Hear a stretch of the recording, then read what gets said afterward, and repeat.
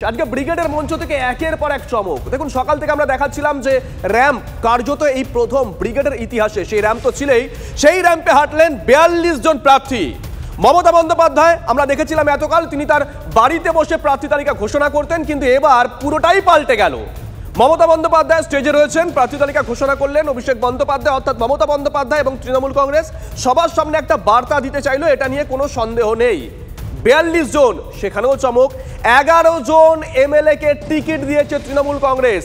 যারা 5 জন অন্য দল থেকে তৃণমূল কংগ্রেসে যোগ দিয়েছিল, তাদের 5 জনকেও টিকিট দিয়েছে। একজন রাজ্যসভা সাংসদ কয়েক মাস আগেই যাকে তৃণমূল কংগ্রেস রাজ্যসভায় পাঠিয়েছে, তাকেও টিকিট দিয়েছে লোকসভা নির্বাচনে।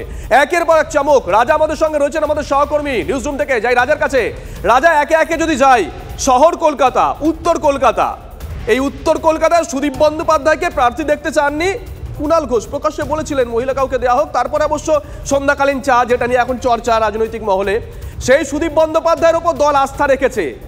দেখো, অপ্রিয় প্রশ্ন হতে পারে, তাহলে কি আর কেউ ছিল না?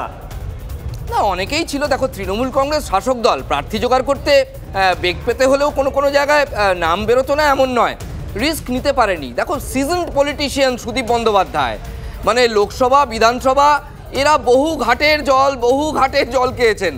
তার ফলে এই রিস্ক নিতে পারেনি তৃণমূল কংগ্রেস। উইনেবিলিটি ফ্যাক্টর বিশাল।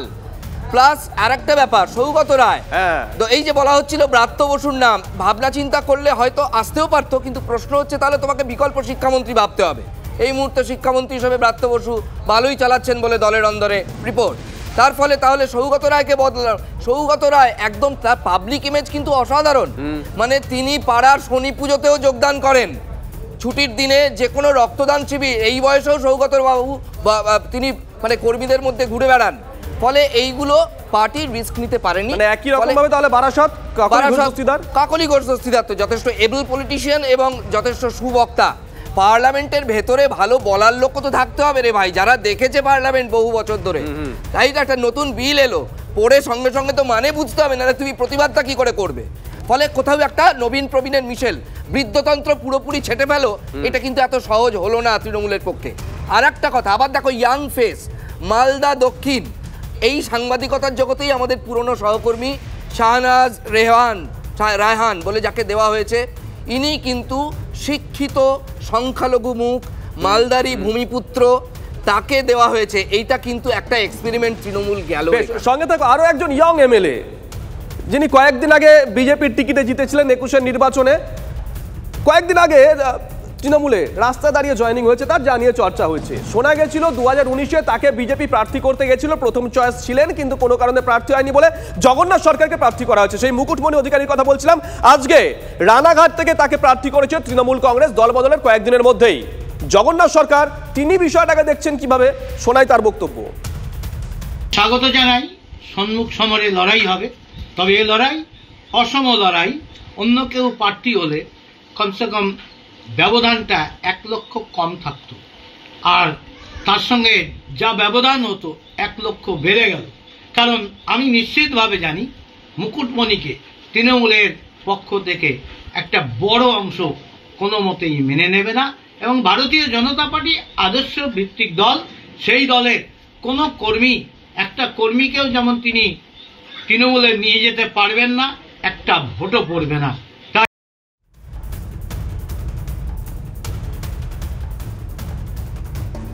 তৃণমূলের প্রার্থী তালিকায় একের পর এক চমক। 42 জনের নাম ঘোষণা করা হয়েছে আজকে ব্রিগেডের এই মঞ্চ থেকে।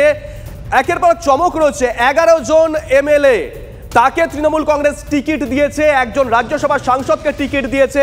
যদিও রাজা যে কথা বলছিল যে বৃদ্ধতন্ত্রের বিষয় মাঝে মধ্যে উঠে আসছিল, সেটাকে বোধহয় একেবারে তৃণমূল কংগ্রেস ঝেড়ে ফেলার মতন রিস্ক নেয়নি। কারণ আমরা দেখলাম সৌগত রায়, প্রবীণ নেতা, তিনি দীর্ঘদিনের রাজনীতিবিদ, তার উপরে দল আস্থা রেখেছে। ঠিক একই রকম ভাবে ডক্টর কাকলি ঘোষ দস্তিদার, তার উপরেও দল আস্থা রেখেছে।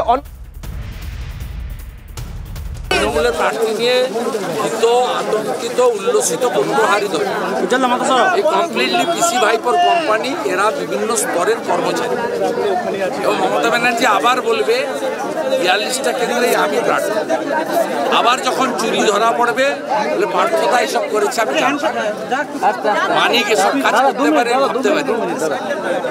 বালু সত্যি ভালো ছিল, বালুকে ফাঁসানো। অতএব এইসব নিয়ে কোনো ভাবার কারণ নেই। ভোটটা গোটা বাংলা মোদিময়, মোদির ঝড়। সবাইকে তৃণমূল কংগ্রেসের যে প্রার্থী তালিকা হয়েছে তাদের সবাইকে দ্বিতীয় স্থান অর্জনের জন্য অগ্রিম শুভেচ্ছা থাকবে। এক মন্ত্রী সবাইকে, আমার বিরুদ্ধে তো প্রার্থী খুঁজে না পেয়ে যে মন্ত্রীকেই করতে হলো, মন্ত্রীকে বুড়ো বয়সে এবার হাঁটতে হবে, আর কি করার আছে। আজকে মমতা বন্দ্যোপাধ্যায় নয়, ব্রিগেডে দাঁড়িয়ে, জনতার মাঝে দাঁড়িয়ে, খোলা আকাশের নিচে দাঁড়িয়ে, র্যাম্পের ওপরে দাঁড়িয়ে প্রার্থী তালিকা ঘোষণা করেছেন অভিষেক বন্দ্যোপাধ্যায়। তা নিয়ে শুভেন্দু অধিকারী কি বলেছেন শোনাই একবার। এই জন্যই তো এই কোম্পানিটা আমি ছেড়েছি 21 বছর থাকার পর। একটা চোর, তোলাবাজ, আমরা খেটে খুটে নন্দীগ্রামের লোক মরে, নন্দীগ্রামের মহিলা ইজ্জত সম্ভ্রম দিয়ে গাঁয়ের লোকরা মুখ্যমন্ত্রী করেছি। তারপরে আলালের দুলার চোরটাকে দিল্লি থেকে নিয়ে এসে নামিয়েছে। সেই দিনই বুঝে গেছিলাম এই মালটা কি জিনিস। একের পর এক পলিটিক্যাল রিয়াকশন আসতে শুরু করে দিয়েছে। দিলীপ ঘোষ তিনি কি বলেছেন শোনাবো, ব্যাক টু ব্যাক শোনাবো। মীনাক্ষী মুখোপাধ্যায় তিনি কি বলেছেন। টিএমসিতে ভাড়া শূন্য হয়ে গেছে, হয় অন্য রাজ্য থেকে আনতে হবে, নাহলে অন্য পার্টি থেকে। সেই পার্টির মধ্যে বিশ্বাসযোগ্যতা সম্পন্ন, ক্লিন আর ইমেজওয়ালা কোনো লোক আর নাই। বর্তমান জেনারেশনে যারা নেতা আছেন তাদের গায়ে এত কালি লেগেছে, লোক আর নাম নিতে চাইবে না। তো এই নতুন মুখ নিয়ে এসে কিছু পরিবর্তনের চেষ্টা হচ্ছে। তাদের রাজনৈতিক অভিজ্ঞতা বা কন্ট্রিবিউশন কি আছে, তারা বাংলার প্রতিনিধিত্ব দিল্লিতে করবেন। এখন টিএমসি সে অধিকার আছে যাকে ইচ্ছা কলাগাছকেও দাঁড় করাতে পারে। নরেন্দ্র মোদী এসেছেন, দেশ মোদীর সঙ্গে আছে, তো দিল্লির দিকে মোদীর দিকে তাকিয়ে লোকে ভোট করবে।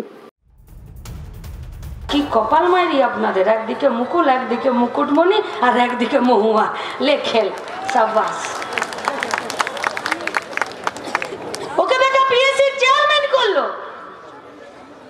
100 দিনের কাজের টাকা দুর্নীতি ধরবে। ও বললো আমার এক কানে জোড়া ফুল, এক কানে পদ্ম ফুল, मैं तो हूँ पागल, कल कोई हलचल होने दे।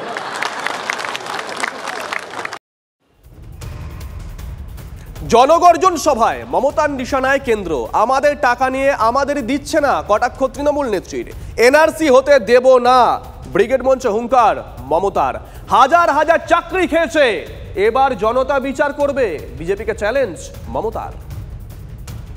আধার কার্ড কেটে নিয়েছিল আপনাদের, তারপরে আমি গর্জে উঠলাম, আমার গর্জন শুনে থমকে গেল।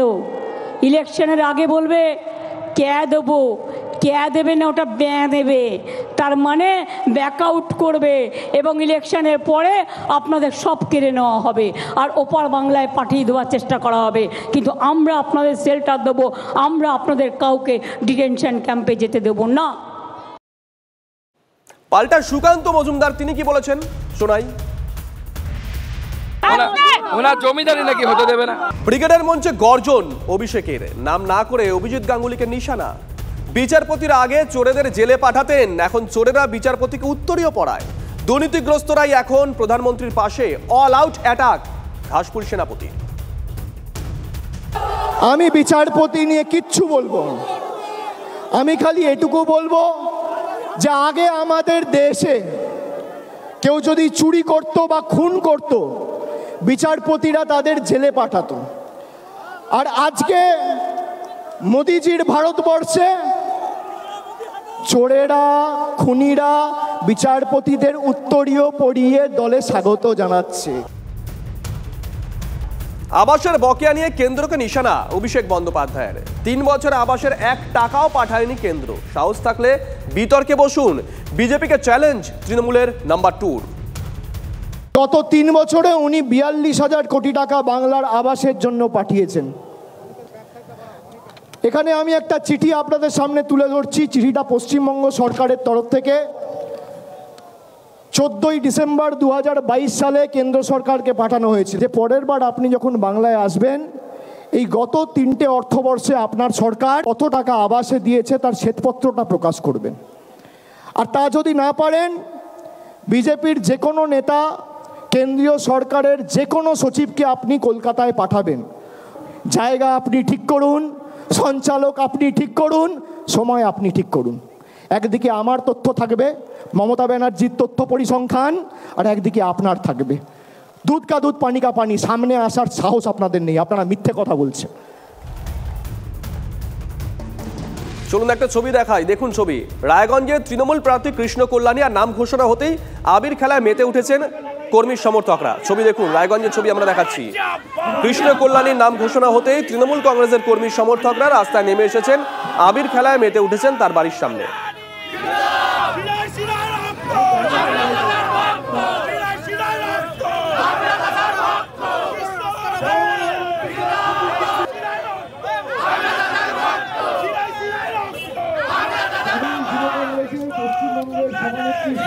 দেখুন, জেতার ব্যাপারে আমি সারা বছর মানুষের সাথে থেকে পাশে থেকে আমি কাজ করেছি। হ্যাঁ, আমার কাজের প্রতি আমার বিশ্বাস রয়েছে যে সাধারণ মানুষ যে হিসেবে আমার কাজ দেখেছেন, হ্যাঁ, তাতে তারা আমার উপর আস্থা রাখবেন, বিশ্বাস রাখবেন।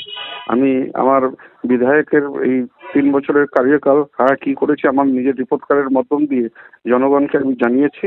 আর আমাদের পশ্চিমবঙ্গ সরকারের যেটা উন্নয়নমূলক কাজ আছে, প্রকল্প আছে, সেই কথাগুলো গিয়ে সাধারণ লোককে বলবো, বুঝাবো।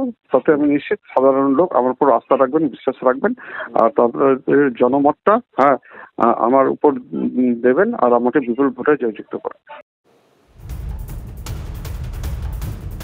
ইউসুফ পাঠান নিঃসন্দেহে একটা বড় ঘোষণা, বড় চমক আজকে ব্রিগেডের এই মঞ্চ থেকে। তাকে প্রার্থী করেছে তৃণমূল কংগ্রেস বহরমপুর থেকে। কিন্তু বহরমপুর যার গড়, 1999 সাল থেকে এই কেন্দ্রে লাগাতার ধারাবাহিকভাবে যিনি জিতে আসছেন সেই অধীর চৌধুরী, তিনি কি বলছেন শোনাবো। বহরমপুর লোকসভা কেন্দ্রতে তৃণমূল পার্টি কোনো না কোনোভাবে কোনো মুসলিম ক্যান্ডিডেটকে খাড়া করবে। কংগ্রেস আর তৃণমূলের মধ্যে সংখ্যালঘু ভোটের বিভাজন ঘটাতে হবে। লক্ষ্য একটা, অধীর চৌধুরীকে হারাও। মমতা ব্যানার্জি নিজে ইউসুফ পাঠানকে সম্মান দিতে কি জানেন? আপনি ইউসুফ পাঠানকে কি আপনি সম্মান দিতে চেয়েছেন? আপনি আমার বিরুদ্ধে দাঁড় করিয়ে কি ইউসুফ পাঠানকে সম্মানিত করতে চাইছেন? ইউসুফ পাঠানকে যদি আপনি সম্মানিত করতে চাইতেন তাহলে কয়েকদিন আগে পশ্চিমবঙ্গে রাজ্যসভার এমপি নির্বাচিত হলো, সেই সময় কেন ইউসুফ পাঠানকে নিয়ে এই বাংলার পক্ষ থেকে একটা এমপি রাজ্যসভায় পাঠালেন না? তৃণমূল কংগ্রেস প্রার্থী তালিকা ঘোষণা করেছে, তারপর থেকে একের পর এক পলিটিক্যাল রিয়াকশন আমাদের কাছে এসে পৌঁছেছে। পরপর শোনাই। কি বলবেন? সৌগত রায় ছিলেন, আছেন, দমদমে থাকবে। সৌগত রায় দমদমে অবিকল্প। আমি মমতা বন্দ্যোপাধ্যায়, আমার মাননীয় দলনেত্রী এবং আমার নেতা সাধারণ সম্পাদক আমাদের দলের অভিষেক বন্দ্যোপাধ্যায়কে অনেক অনেক আমার কৃতজ্ঞতা এবং আমি ধন্যবাদ জানাই যে সৌগত রায় আমাদের বর্ষিয়ান প্রার্থী, আমাদের সুখে দুঃখে সবসময় আমাদের দমদমে থাকার প্রার্থী সৌগত রায়কে আবার পুনর্বার মনোনীত করার জন্য। পার্থকে অনেক অভিনন্দন। পার্থ আমার ক্যাবিনেট কলিগ, বিপ্লব দা আমার ক্যাবিনেট কলিগ, কিন্তু পার্থ আমার শুধু ক্যাবিনেট কলিগ না, আমার থিয়েটারের কলিগ, আমার থিয়েটারের বন্ধু। ফলে পার্থ ব্যারাকপুরে আমাদের মনোনীত হয়েছে, এটা আমি পার্থকে অভিনন্দন জানাবো। Thank you sir.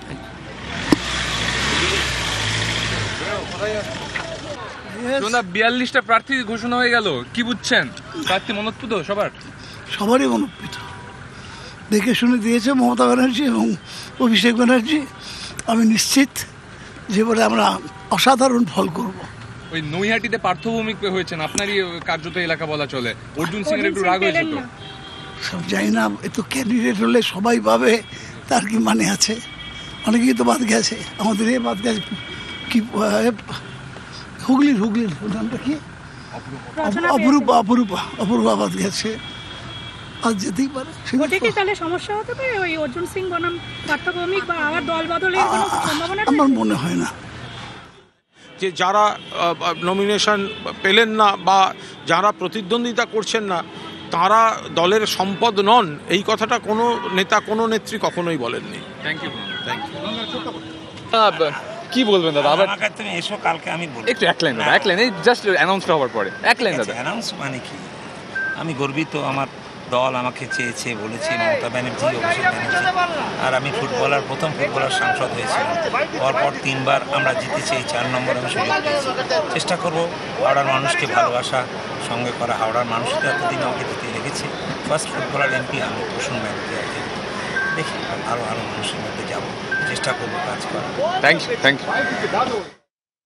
লোকসভাতে আমার প্রথমবার নিজে ক্যান্ডিডেট হিসাবে লড়াই, আর সেই লড়াইতে আমার বিশ্বাস যে বিষ্ণুপুর লোকসভার মানুষ ঘরের মেয়েকে সাথ দেবে। আর যার কথা বলে আপনি প্রশ্ন করছেন আমি তার নাম উচ্চারণ করব না, কারণ তাতে নিজেকে কোথাও রুচিতে খুব বাধে।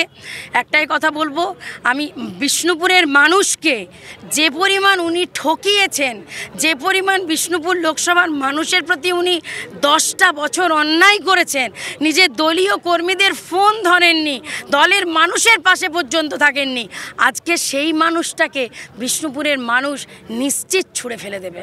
তাহলে কি প্রতিপক্ষ হিসেবে মনে হচ্ছে লড়াই, আপনি যেটা বললেন একটু আগে যে প্রতিপক্ষ কাউকে মানছেন না? আমার প্রতিপক্ষ আমি নিজে, আমি কতটা ভালো পারফরমেন্স আজ বিগত এতগুলো হবার পরে আমি কলকাতা শহরে 9বার জিতেছি, নতুন করে কিছু বলার নেই। 4বার এমএলএ, 5বার এমপি, তা আমি আর কি বলবো, প্রার্থী হয়েছি, লড়বো। এই তাপস রায় চলে যাবে কোনোভাবে, সব বিষয়ে আমি আলোচনা করি না। একেবারে সুদীপ বন্দ্যোপাধ্যায় তিনি আবারও প্রার্থী নির্বাচিত হয়েছেন। তাপস রায় প্রসঙ্গ আসতেই তিনি বলে গেলেন ওসব ব্যাপারে তিনি আলোচনাই করেন না এবং তিনি প্রার্থী হয়ে উচ্ছ্বসিত, সে কথাই বললেন